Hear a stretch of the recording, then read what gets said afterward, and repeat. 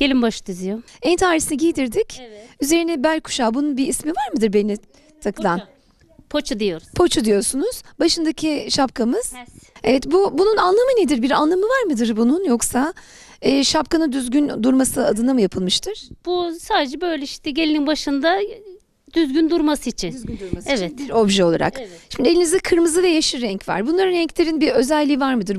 Sırf bunlar mı örtülür gelin başına? Sadece yeşil arkaya geliyor, kırmızı öngü geliyor. Buna gelinin babası atar.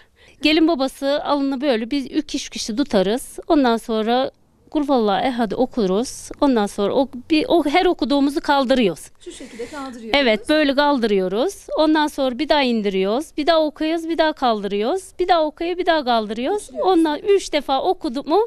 Ondan sonra babasını böyle bırakıyoruz. Babası gidiyor. Evet. Ondan sonra biz başına